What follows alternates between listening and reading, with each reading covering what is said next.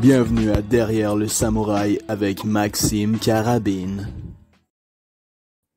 Hey, what's up les jeunes? On est back avec une nouvelle vidéo. Aujourd'hui, j'ai décidé de l'intituler Derrière le coach, parce que oui, je recevrai un entraîneur d'arts martiaux mixtes, un ancien combattant, mais quelqu'un qui s'est recyclé dans le monde du coaching et qui est super bon. C'est d'ailleurs l'entraîneur de Johan Lennes, un garçon que j'ai reçu en entrevue de la semaine dernière. Fait que c'est un plaisir pour moi de recevoir Lévi Labrie. Il semble avoir une personnalité éclatante, fait que ça me fait plaisir de pouvoir lui poser des questions un petit peu plus personnelles. J'attends pas plus, je le rentre avec moi. Salut Lévi, comment ça va? Ça va super bien, Maxime. Toi? Ça va top shape, merci. Je suis toujours excité de recevoir des athlètes, des entraîneurs. Fait que je te remercie d'avoir accepté mon invitation. Je suis excité d'être là aussi. Puis, j'ai appris à te connaître un petit peu au courant des dernières semaines. Puis, je suis pas mal sûr que ça va être une bonne entrevue à cette fin.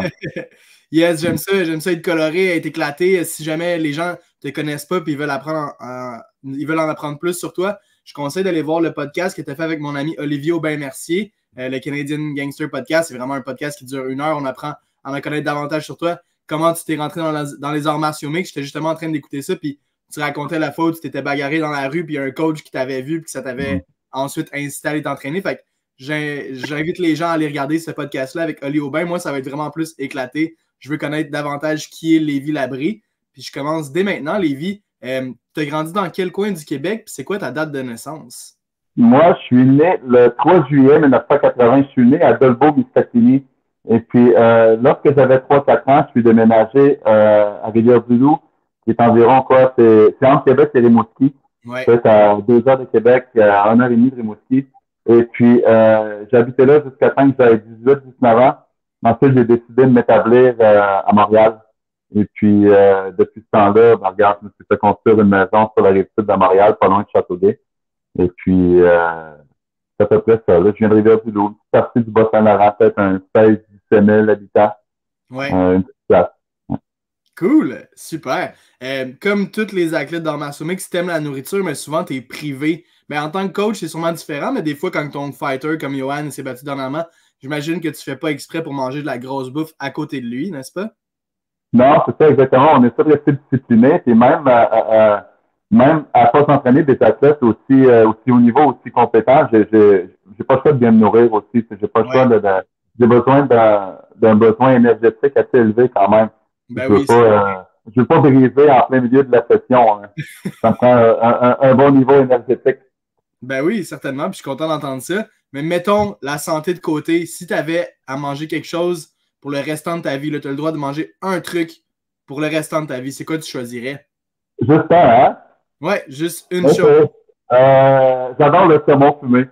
Ah ouais? J'aime beaucoup le saumon fumé, là, regarde, on peut le manger à différentes sauces, et puis, j'adore le saumon fumé. Ouais, je pense que ça serait ça. Ben oui, excellente réponse. Puis, niveau alcool ou pas besoin de l'alcool, mais est-ce que tu as un drink préféré, là, disons que t'avais ton death row meal, là, fait que là, tu te prends un petit bagel au saumon fumé, puis tu as le droit à un dernier drink. Qu'est-ce que ça va être ton dernier drink? C'est sûr que ça ne fait pas nécessairement avec le saumon fumé, mais ceux qui me connaissent savent que j'adore le gin.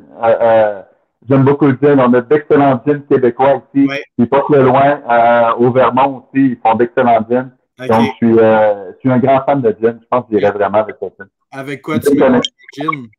Gin tonic, juste avec un petit peu de soda ou avec un glaçon. Là, on garde ça organique. On garde ça simple. Parfait, man. Ça me met l'eau à la bouche, tout ça. Est-ce que tu es superstitieux avec les couleurs? Tu sais, tu t'es déjà battu, puis là, maintenant, tu entraînes des gens. Est-ce que tu vois une importance dans la couleur, disons, les gants rouges ou les gants bleus, ou même les shorts d'une certaine couleur? Est-ce que tu as une couleur en particulier que tu aimes beaucoup? J'aime beaucoup le bleu. Par contre, ça ne me rend pas superstitieux. J'ai tendance à être un petit peu plus superstitieux avec la numérologie. Exemple, si pendant le training camp, dans mes boys, je vois le chiffre 13 10 fois par jour, mais ça va me faire tweaker un petit peu, là. Mais à la fin, ça va absolument rien changer au résultat. Mais je suis pas nécessairement superstitieux avec les couleurs, mais j'aime beaucoup le bleu. OK. Puis ton numéro, tu as dit, là, tu voyais souvent le 13? Exemple, le 13 pour plusieurs personnes est un chiffre malchanceux. Ouais. Et puis, si pendant un training camp ou bien pendant Fight Week, je vois, exemple, je me vire de bord, puis je vois sur l'horloge qui est 10h13. Ouais. 1 heure plus tard, je prends mon téléphone, puis 11h13 ou midi et 13. Je me fais, je vais me dire, c'est quoi qui se passe? On est plus dans un mauvais pattern. Ouais. C'est stupide, mais ouais, je suis un peu sophistiqué avec les chiffres. OK. Mais t'aimes bien la couleur bleue. J'aime bien la couleur bleue, ouais. Super. Je trouve que ça fait calme. Ben oui, puis généralement, quand tu portes la couleur bleue, tu sais, soit bleu ou rouge, puis le rouge, c'est souvent le combattant qui a un peu plus d'expérience, tu sais, souvent ça va être le favori, puis le bleu, c'est souvent le underdog. Est-ce que c'est ce qui vient chercher un peu ou ça n'a pas rapport avec ça? J'ai toujours adoré, peut-être pas adoré, je pousse un peu, là, mais ça m'a jamais dérangé être le underdog, être le sous-estimé. Ça m'affecte pas vraiment. Ce qui est important, notre confiance est basée sur la préparation que nous autres on a. Je veux dire, ce que les gens peuvent penser de nous, on contrôle pas vraiment ça. Ce qui est important, c'est vraiment nous. Puis qu'est-ce qu'on fait, c'est quoi les petites décisions qu'on prend chaque jour. Ça, c'est important. Là. Je veux dire, j'accepte très bien le rôle d'être un underdog. Puis regarde, on est probablement les plus forts underdogs dans ce cas-là. Là. Absolument. Ça a bien marché la dernière fois, en tout cas. Ton combat préféré, tout sport confondu, là, généralement, ce serait arts martiaux mix, mais je sais que tu as fait du Muay Thai aussi, du kickboxing. Est-ce qu'il y a un combat là, que tu aimes tout le temps regarder? Là? Ça peut être un vieux combat ou récent. Là. C'est quoi ton combat préféré de tous les temps? Encore une fois, si c'est juste un combat, j'ai beaucoup aimé Robbie McDonald contre Robbie Lawler pour plusieurs raisons. Je pense que c'est un combat qui était à un niveau extrêmement élevé. Il y avait beaucoup d'émotions impliquées. Là, je parle bien du numéro 2. Robbie Lawler contre Robbie McDonald, number 2. C'est un combat que j'ai regardé souvent, que j'ai aimé regarder aussi. Par contre, il y a plusieurs autres combats que j'aime bien regarder, plus pour au niveau études, plus pour étudier, essayer de voir des failles dans les meilleurs combattants, et essayer de voir ce qui nourrit les meilleurs combattants. Hein? Tu peux m'en nommer un autre si tu veux? Regarde tous les combats de Max Holloway. J'adore regarder les combats de Max Holloway. Contre le Tiga, c'est super. Il nous a donné un autre classique aussi il y a peut-être 2 semaines, c'était lorsqu'il a rencontré Yair Rodriguez. C'est tous les combats de Georges Saint-Pierre. Je pense que Georges a vraiment amené le sport à un autre niveau. À ce moment-là, moi, je m'entraînais avec Georges, je comprenais un petit peu les subtilités, à quel point il était bon dans sa transition de boxe et lutte. Dans le fond, ce que lui voulait faire, c'était vraiment de faire croire à son adversaire qu'il allait boxer avec. Et pendant que son adversaire était dans une zone confortable de boxe, c'est là que Georges devenait un wrestler. C'est là que Georges shootait. C'est là qu'il changeait de gear. Puis, ça a été long quand même à cet adversaire avant de solutionner juste cet aspect-là. OK. Mais ça paraît que tu es un coach, en tout cas, dans la façon que tu réponds à ces questions-là, puis c'est super. Ton knockout préféré, est-ce que tu en as un? Mon knockout préféré, regarde, ça fait 25 ans que je suis dans le sport. J'ai tellement vu de beaux knockouts. Mais dernièrement, je crois que c'est dans One Championship. On avait Giorgio Petrosian, un des meilleurs kickboxers au monde de la planète depuis plusieurs années. Il a affronté un Thaïlandais qui était sous-estimé pour ce combat-là, qui s'appelle Superbond. Et puis, c'est une technique droitier contre gaucher. Et droitier contre gaucher, la jambe arrière devient extrêmement importante. Et puis, le knockout a été causé par une superbe jambe arrière de la part de Superbond sur Petrosian. C'est rare qu'on a vu Petrosian perdre un combat. Je crois qu'à chaque fois qu'il a perdu, ou 2 fois qu'il a perdu sur 3, c'était par knockout.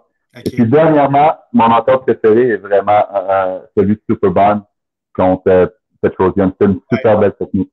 Ah ouais, c'était fou. Puis justement, le fait que c'était Ouais, j'ai vu ça. Puis le fait que c'était Petrosian, c'est un peu comme si c'est une grande légende de son sport qui se faisait knocker Fred puis que personne ne s'attendait à ça.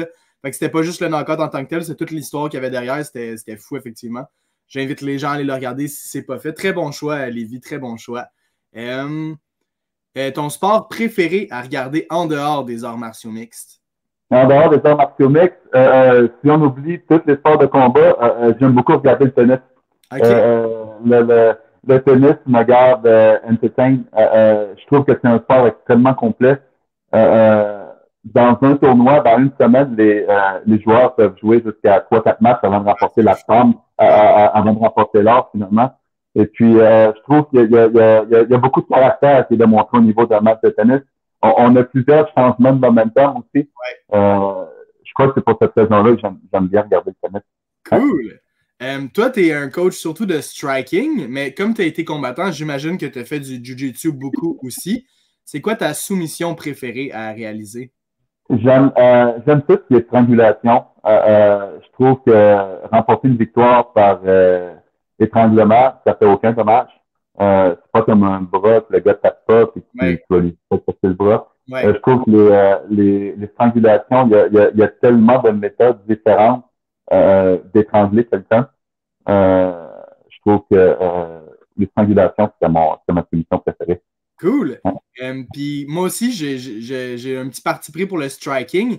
Est-ce que tu as toi, c'est quoi ton coup de poing préféré, si on veut? Es-tu plus un gars de coude, un gars de genou, un flying knee, un spinning elbow? Qu'est-ce qui vient te chercher quand tu vois un knockout par striking?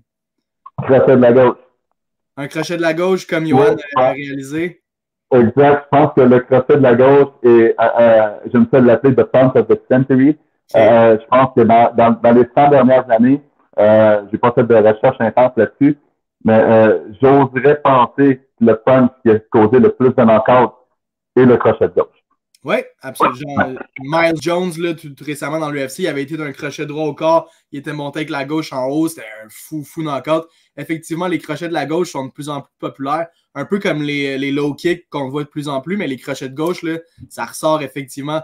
C'est sûr que ça fait probablement très longtemps que ça existe, mais on en voit beaucoup récemment aussi. Excellent choix, Lévi, franchement, là, tu m'épates. Ton athlète préféré, tout sport confondu? Mon athlète préféré, tout sport confondu. Si encore une fois j'ai le doigt un, je vais y aller avec, on a parlé de tennis tout à l'heure, Roger Federer. Excellent champion. Il a remporté énormément de titres. On l'a jamais vu faire, on l'a jamais vu aller dans les médias pour de mauvaises raisons. Malgré son haut niveau, c'est pas un gars qui a fait des conneries dans sa vie qui ont été étalées au public. Il a toujours su bien se comporter. Il a toujours su bien représenter son sport. Il y a plusieurs grosses compagnies de sponsors qui lui ont donné, qui se sont associés à lui sur une longue période de temps. Je respecte beaucoup ce gars-là parce qu'il a dominé son sport sur une longue période de temps et puis sans vraiment créer aucun drama autour de sa popularité. Ah non, 100%. En plus d'être un athlète vraiment de niveau genre top, c'est vraiment un chic type à l'extérieur du court aussi, là. Franchement, super. Puis mettons, ton athlète d'arts martiaux mixtes préféré de tous les temps, est-ce que ça serait un certain Georges Saint-Pierre? C'est sûr que c'est Georges Saint-Pierre, encore une fois, pour différentes raisons. Je crois que Georges, ça a été le premier à amener un certain statut au sport, exemple, se présenter dans les conférences de presse avec un bel habit, une belle cravate, toujours bien dressé. Ouais. Il n'a jamais eu à faire du trash talk pour vendre sa game. Pour différentes raisons, c'est évident, c'est Georges. C'est bien parce que quand tu admires un athlète, toi, c'est vraiment pas juste les performances que tu vois dans le sport de l'athlète, mais tu aimes ça aussi qu'il sache se comporter comme du monde à l'extérieur aussi. 100%. C'est ça qui peut inspirer les gens aussi. C'est pas juste les performances. Nous, on voit la performance à la télé, oui, mais lorsqu'on rencontre l'athlète et qu'on se rend compte que c'est une magnifique personne, ça permet d'apprécier encore mieux l'athlète. Absolument.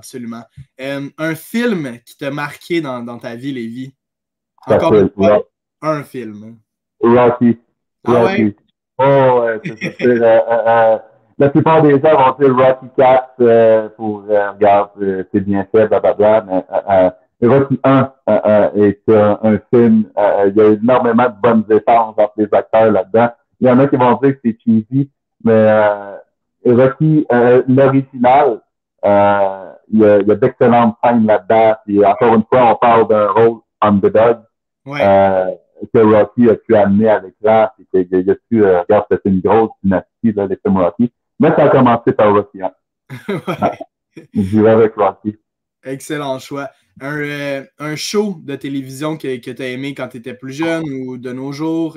Est-ce qu'il y a une série télé qui t'a marqué un petit, Breaking Bad ou peu importe? J'avais aimé Breaking Bad, mais je vais y aller encore une fois un petit peu plus récent. Fait, dans les 3 dernières années, j'ai toujours eu une fascination pour les gangsters, pour les cartels, puis les mafias, tout ça. J'ai beaucoup aimé Narcos. Dans les dernières années, Ben oui. je pense que Netflix nous ont donné un solide show avec Narcos. Ah ouais. Pablo Escobar a toute une histoire, puis effectivement, c'est un show qui était super bien monté, vraiment intéressant, intriguant, qui nous gardait captifs. Là, fait que ouais, Narcos, c'était excellent, effectivement. L'acteur qui jouait justement, regarde, il a fait un excellent job. Là, mais même les autres séries, lorsqu'ils s'en vont vers d'autres personnages, ils ont vraiment suivi l'histoire. Regarde, c'est vraiment bien fait. Ouais, non, c'était excellent, effectivement. Est-ce que tu es un gars de jeux vidéo un peu? Est-ce que tu l'as déjà été? Est-ce que tu l'es toujours? Aimes-tu jouer aux jeux vidéo de temps en temps? J'ai pas le temps. J'ai jamais eu vraiment la piqûre des jeux vidéo. Je me souviens, lorsque j'étais jeune, mes parents avaient quand même acheté une console pour la famille à la maison. Je jouais à Punch-Out. J'ai joué à Punch-Out. Ouais, ben oui. Un petit peu plus tard, on a bifurqué vers le Sega Genesis. Je me souviens du jeu de Tekken, qui était un jeu d'arts martiaux qui avait plein de personnages, qui était vraiment dynamique. Ouais.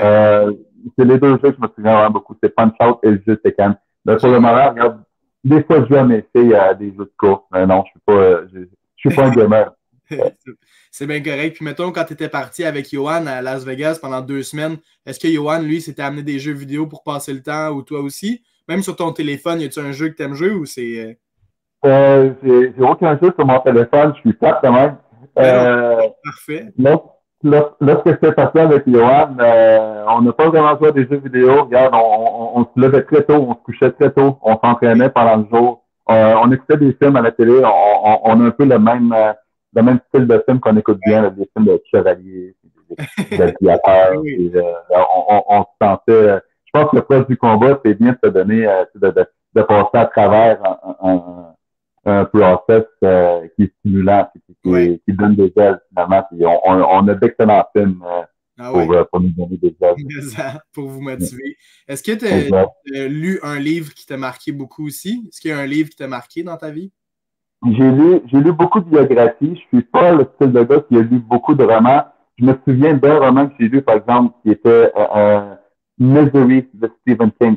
Ben oui. Je sais pas si tu as déjà lu, mais regarde, c'est quand il est pris dans une maison, puis il y a quelqu'un qui fait le martyr, puis il peut pas sortir de la maison. Là. Exact. Et de la façon que c'est écrit, tu fais ta propre perception d'image. J'avais vu le film après, et honnêtement, c'est quelque chose qu'il ne faut pas faire, de lire un film. De lire un livre avant de voir le film. Ouais. J'avais été vraiment déçu par le film, mais le livre, c'était un des meilleurs romans que j'ai lu. Oui, c'est vraiment un bon livre, effectivement. Une biographie que tu as aimée? Bruce Lee. J'ai lu beaucoup de livres sur Bruce Lee. Pour son époque, je crois que Bruce Lee était vraiment avancé à comparer à ses confrères, on peut dire. Ouais. Bruce Lee a été une belle source de motivation. Nice. Puis en plus, Noël arrive, là, fait que c'est le temps là, pour les idées cadeaux. Là, fait que je pense que je vais mettre une biographie de Bruce Lee sur ma liste, ça, c'est sûr. Tu as voyagé beaucoup, j'imagine, dans ta vie? J'ai voyagé quand même beaucoup, oui, mais pas toujours pour des vacances. J'ai juste voyagé 2 fois, je veux dire, aller dans des tout inclus avec ma famille. J'ai pas encore voyagé seul dans un tout inclus avec ma conjointe. Avant que la pandémie arrive, c'était ça le plan de match. Mais la pandémie a switché ça un peu. Mais ouais, j'ai voyagé une couple de fois. Puis un endroit qui t'a marqué? Un endroit, j'avais beaucoup aimé le Mexique lorsque j'avais été avec toute ma famille, avec les enfants. C'était vraiment magique. Dernièrement, j'ai pas le choix de dire Las Vegas. Ouais, à Vegas? Ouais, exact. Pas nécessairement pour tout le gaming qu'il y a autour, mais regarde, c'est une place, il y a tellement d'histoire derrière cette ville-là. Puis le fait d'avoir été capable de monter là avec un de mes boys, qui est Johan. Puis le fait que Johan ait bien performé dans Vegas, c'est une belle accomplissement. C'est quelque chose j'aurais jamais pu me douter qu'elle allait arriver lorsque j'étais jeune. On allait se battre à Vegas, la capitale des combats, puis on revient avec un contrat. Pour cette raison-là que j'ai pas le choix de mettre Vegas. Malade. Ah ouais, ça devait vraiment être une belle aventure avec toi et Johan, ça c'est sûr et certain. T'es-tu un gars d'animaux? Est-ce que tu as un chien chez toi? J'ai un chien, là, je sais pas trop il est où, là. C'est un chien, ça fait 4 mois qu'on l'a, 6 mois, un petit Boston terrier. Nice. Je crois qu'on avait bien fait nos recherches avant d'acheter un chien. On voulait vraiment un chien familial. Et Okay. puis, je sais pas si tu connais côté canin. Pas vraiment. Mais Boston Terrier, regarde, c'est une joueuse de tour. Elle a beaucoup d'énergie. Tout ce que je voulais d'un chien, elle nous l'a donné. Bon, ben. J'adore les chiens. J'ai eu 4 chiens dans ma vie. OK. Puis, Comme un gars de chien. ouais. Puis comment tu l'as J'ai un chat aussi. J'ai appelé mon chien Velvet. C'est plus ma blonde qui l'a appelé Velvet pour le fameux gâteau Red Velvet. Ouais. Puis, je pense que cette pièce quand même originale, c'est cute. Puis, apporte son nom, Velvet. Le nom de mon chat, c'est Rebelle. Ils s'entendent pas pantoute, c'est 2 amis. Non. Les chats, c'est dur à se faire des amis pour un chat, là. Ils sont très territoriaux, les autres. Exact. Tu sais, c'est le chat 7-8 ans, puis ma chienne, elle a 6 mois. Ouais, tu vois, le chat, classe, c'est le boss, là. Il est comme elle était chez nous ici, là. Ben, c'est territorial, hein? Hey, aujourd'hui, c'est la Thanksgiving américaine. Puis ma dernière question pour toi, c'est quoi ta fête préférée durant l'année? Là, t'as des enfants que t'as dit, hein, Lévi? Oui, exactement, j'ai 2 filles. Ouais. Noël, félicitations. Noël approche. J'imagine que Noël, c'est une période importante pour vous aussi. Est-ce qu'il y a une fête en particulier, la Saint-Jean, l'Halloween? Qu'est-ce qui te fait vibrer quand tu sens que ça te vient? On aime beaucoup l'Halloween. Honnêtement, là, je pense qu'au niveau de la famille, lorsque c'est l'Halloween, ma blonde et mes filles, ils décorent bien la maison, préparent bien leur sac et tout le kit.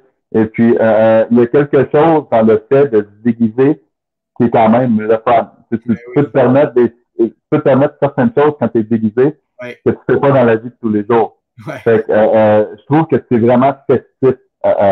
L'Halloween, c'est le fun. Tu vois, c'est une bonne raison pour faire le party aussi. Ouais. Puis, ouais. C'est vrai que c'est une fête qui plaît autant aux enfants qu'aux adultes, c'est l'Halloween. Exact. J'aime beaucoup Noël, oui, c'est ça, parce que c'est la famille, c'est l'abondance, tout le kit. Ouais. Mais je répondrais à Halloween. Oui, ben moi aussi, c'est ça. Puis il y a de quoi de spécial avec l'Halloween, effectivement. Tu t'étais déguisé comment cette année? Je me suis pas déguisé cette année parce que j'étais où cette année? Tu étais quasiment à Vegas, hein, j'imagine, dans ce temps-là? Non. Je veux pas me tromper. À Halloween, j'étais où? J'étais pas à la maison. Est-ce que j'étais en quarantaine? Si je me trompe pas, Johan, c'est le fait TFSC pour la ceinture. C'est peut-être autour du mois d'octobre, mais je voudrais pas mentir, fait que je pense que je veux pas. Mais non, il n'y a pas de cette année, j'étais pas à la maison. Ouais. Si j'étais pas à la maison, c'est que j'étais probablement sur la route avec un fighter. Yes, absolument. Ben c'est ça, écoute, je te remercie, tu as répondu à toutes mes questions. Puis franchement, tu es quelqu'un de super articulé. Ça paraît que tu es un coach, puis que comme tu étudies tes trucs, puis c'est super intéressant de parler de combat avec toi. Fait que j'espère que j'aurai la chance éventuellement. On s'est vu, comme tu l'as dit, vendredi dernier à Samouraï. Tu as été commentateur à RDS. Tu as aimé ça faire ça? J'ai beaucoup aimé faire ça, ouais. Puis regarde, je m'étais pas créé d'attente. Je m'étais dit, regarde, va là, sois toi-même, regarde les combats comme un fan, puis essaie d'écrire les combats avec ta propre dynamique. C'est ce que j'ai fait, puis j'ai joué un petit peu avec Benoît après, puis il avait l'air satisfait du travail. Fait que j'ai hâte de voir le résultat, honnêtement. Moi aussi. J'ai hâte de voir. Ouais, c'était une super soirée de combat aussi. Regarde, on était gâtés au niveau des combats. Les matchmaking étaient très bons. Ouais, c'était incroyable. Je te remercie beaucoup, Lévi, d'avoir pris 25 minutes avec moi pour raconter tes idées et comment tu vois la vie. Fait que je suis vraiment content d'avoir pu apprendre à te connaître. Puis encore une fois, on ira prendre un petit gin tonic quand le temps nous le permettra. Je te souhaite de passer une belle journée et au plaisir de te rencontrer bientôt. Je ne sais pas si tu as quelque chose à dire en terminant, mais j'invite les gens à aller te suivre sur les réseaux sociaux. Tu es quelqu'un de super divertissant. Merci encore une fois, Lévi. Ben, merci à toi, Maxime. Puis, regarde, les arts martiaux, c'est une grosse famille. Puis, je pense qu'on l'a prouvé encore vendredi passé. Ouais. Je t'avais jamais rencontré. Je suis toujours surpris à quel point je pense connaître beaucoup de personnes. J'en connais très peu aussi. J'avais jamais rencontré Faber. J'avais jamais rencontré Grégory non plus. Ouais. Regarde, je pense qu'on était tous proches. C'est une belle grosse famille. Puis, merci de m'avoir invité aujourd'hui. C'est pas gentil. Ça me fait plaisir, Lévi. Passe une très belle journée, puis j'ai hâte de te revoir. Merci, merci, Maxime. Right. Ciao. Et voilà, les chums. C'était Lévi Labrie en entrevue avec moi-même, Maxime Carabine. C'était super intéressant. Franchement, là, ça paraît que Lévi est très intelligent. Quand tu lui parles de combat, là, il est vraiment comme tactique, puis il sait où aller. Franchement, là, une super belle entrevue, un très bel entretien avec Lévi Labrie, un des meilleurs entraîneurs d'arts martiaux mixtes qu'on a au Québec. Le son était bon de mon côté. Je sais que le son de Lévi était un petit peu comme si c'était un petit peu dans une canne, mais franchement, moi, j'ai tout compris. J'espère que ce fut le cas pour vous aussi. Sinon, ben écoute, la prochaine fois, ce sera mieux. Un gros merci encore à Lévi de s'être présenté. C'était Derrière le coach avec Lévi Labrie. Merci d'avoir été là, tout le monde. À la prochaine.